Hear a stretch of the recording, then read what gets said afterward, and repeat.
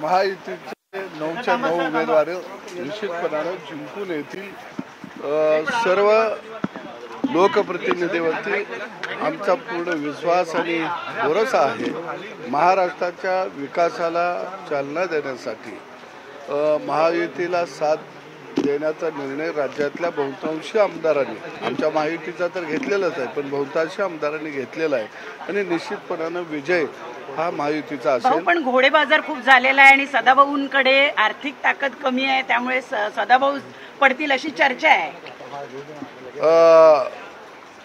घोडे बाजार चालला आहे हे म्हणणं मला वाटतं आपल्या लोकप्रतिनिधीवरती, आमदारांच्यावरती गैरविश्वास दाखवण्याचा प्रकार आहे आणि जे कोण लोक आरोप करत आहेत ते बहुतेक घोड्यांच्या कळपामध्ये राहत असावेत असं मला वाटतं। आणि म्हणून मला वाटतं की मी शेतकऱ्यांच्या चळवळीतला एक शेतकऱ्यांचा प्रतिनिधी म्हणून देवेंद्र फडणवीस यांनी मला या ठिकाणी उमेदवारी दिलेली आहे आणि राज्यातला शेतकरी, बांधावरचा शेतकरी खऱ्या अर्थानं माझी उमेदवारी करत आहे असं मी मानतो। काँग्रेसचे आमदार फुटलेत असंही बोललं जात आहे। काँग्रेसचे 8 आमदार हे क्रॉस वोटिंग करतील, त्याचा तुम्हाला फायदा होईल?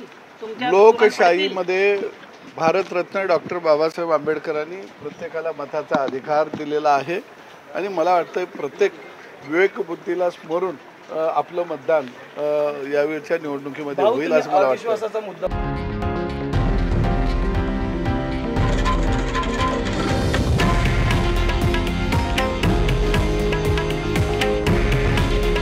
हे आहे देशातील नंबर 1 न्यूज नेटवर्क आणि आपण पाहत आहात TV9 मराठी।